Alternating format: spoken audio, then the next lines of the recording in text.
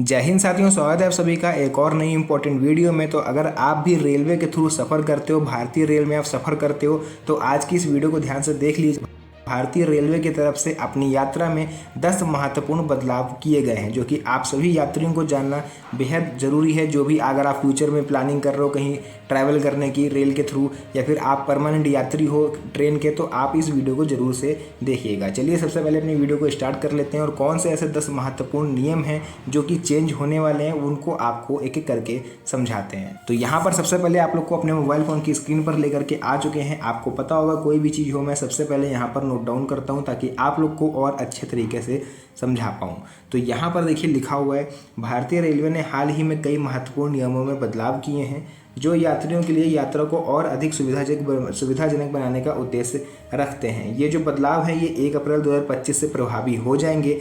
इनमें ticket booking, Khan पान, waiting ticket और अन्य सेवाओं से संबंधित नियम शामिल हैं। तो आइए इन परिवर्तनों को विस्तार से समझते हैं और आपको ये जानना क्यों ज़रूरी है, इससे आपको बेनिफिट क्या होगा, वो सभी चीज़ें एक एक करके आपको समझाएंगे।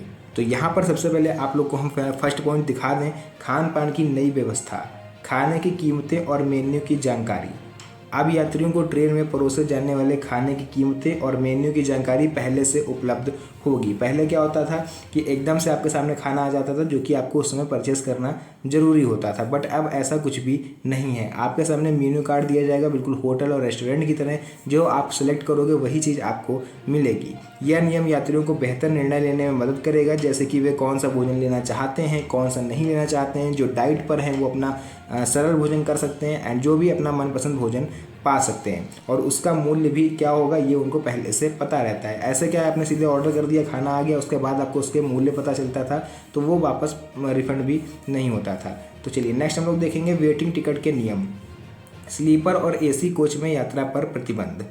वेटिंग टिकट पर अब यात्री स्लीपर या एसी कोच में यात्रा नहीं कर पाएंगे। जैसे आपने किसी चीज़ के लिए रिजर्वेशन कराया, आपको कहीं पर जाना है एंड आपका जो वेटिंग में चल रहा है, आपका जो टिकट है वो वेटिंग में चल रहा है, तो आपने सोचा कि क्यों ना हम लोग स्लीपर में सफ़र कर लें या फिर किसी एसी सीट पे बैठ जाएं जहाँ पर आपका रिजर्वेशन नहीं है।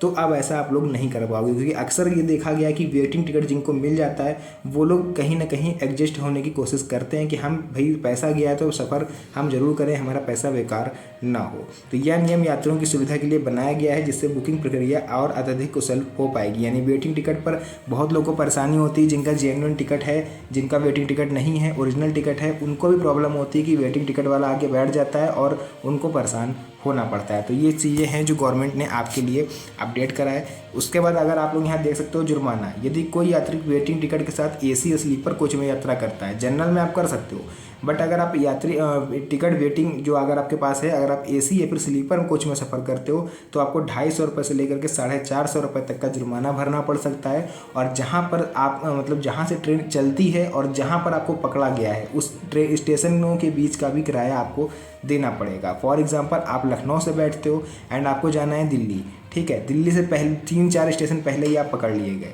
तो भाई ट्रेन कहाँ से स्टार्ट हुई थी? लखनऊ से। अब दिल्ली आप पहुँच नहीं पाए, पहले ही पकड़ लिए गए, तो वहाँ जहाँ पकड़े जाओगे वहाँ से जहाँ से ट्रेन स्टार्ट हुई थी वहाँ तक, मतलब टोटल किराया आपको देना पड़ेगा।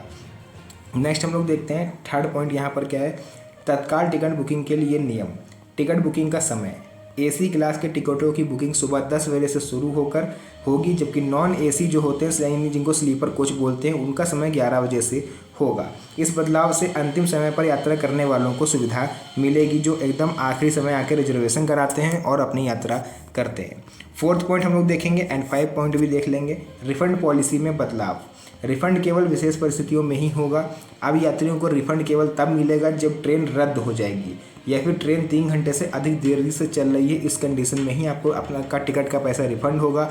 इससे यात्रियों को असुविधा कम होगी। एडवांस रिजर्वेशन पीरियड में कमी, क्या बदलाव हुआ है?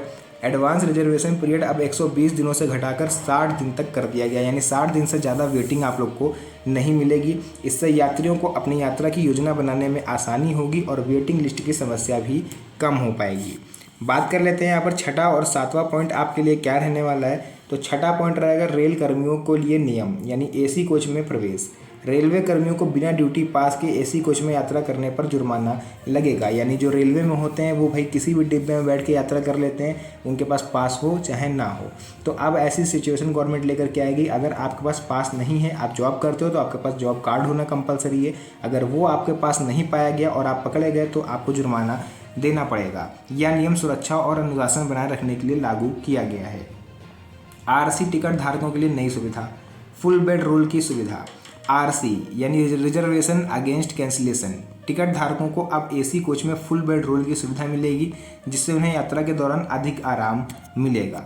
नेक्स्ट हम लोग बात कर लेते हैं 8th पॉइंट क्या रहेगा, अंतिम रिजर्वेशन चार्ट का समय।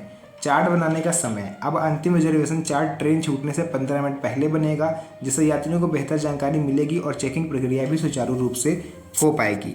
उसके बाद यहाँ पर आप लोग देखोगे ई कैटरिंग सेवा का विस्तार, खाना ऑर्डर करने की सुविधा।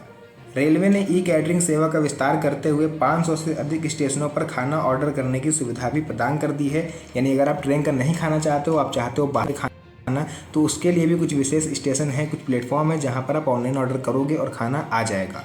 यात्री IRCTC मोबाइल ऐप के माध्यम से अपनी पसंद का खाना ऑर्डर कर पाएंगे।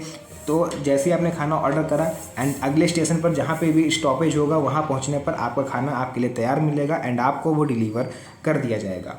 QR कोड वाले टिकट, नया QR कोड सिस्टम लागू कर दिया है रेलवे ने। रेलवे ने QR कोड वाले टिकटों की व्यवस्था शुरू की है, जिससे TT यानी जो टिकट चेकिंग स्टाफ का जो मेंबर होता है उसको टिकट चेक करने में आसानी होगी। QR कोड स्कैन करने में पूरी जानकारी सामने आ जाएगी। ऐसे क्या होता है कि आप लोग को जो TT होता है भाई, भीड़ काफ़ी ज़्यादा होती है तो एक एक करके TT टिकट चेक करता है, तो इसमें वो सभी के टिकट भी नहीं चेक कर पाता। अगले में इतने में आ जाता है अगला स्टॉपेज और जो यात्री बिना टिकट होते हैं वो उतर जाते हैं। तो अब TTओं की सुविधा के लिए एक QR कोड आधारित टिकट लॉन्च किए जा रहे हैं, ताकि एक QR कोड की मशीन होगी TT के पास, वो केवल स्कैन करेगा और जानकारी आपके सामने आ जाएगी कि आपका टिकट वैलिड है या अनवैलिड है। तो फिलहाल के लिए ये कुछ नियम हैं जो रेलवे ने लागू करे हुए हैं। आप लोग देख सकते हो इन सभी परिवर्तनों का उद्देश्य यात्रियों की सुविधा बढ़ाना, यात्रा अनुभव को बेहतर बनाना। रेलवे द्वारा ये कदम यात्रियों की बढ़ती संख्या और उनकी आवश्यकताओं के मद्देनजर उठाए गए हैं, ताकि वे सुरक्षित और सुविधाजनक यात्रा कर सकें। तो अगर आप भी ट्रेन के डिब्बे में, जनरल डिब्बे में या फिर आप रिजर्वेशन वाले डिब्बे में सफ़र करते हो या करने की योजना बना रहे हो, तो आप इस वीडियो को पूरा देख चुके हो और अपने यात्रियों के साथ, मतलब अपने दोस्तों के साथ, जो भी आप जिनके साथ जाना चाहते हो उनके साथ इस वीडियो को शेयर जरूर कर दीजिएगा, ताकि उन्हें भी इस चीज़ के बारे में पता चल पाए। तो फिलहाल के लिए आज की इस वीडियो को यहीं पर करते हैं एंड। मिलते हैं आप सभी से नेक्स्ट वीडियो में एक और अच्छी इंटरेस्टिंग मज़ेदार वीडियो के साथ। तब तक के लिए धन्यवाद। जय हिंद।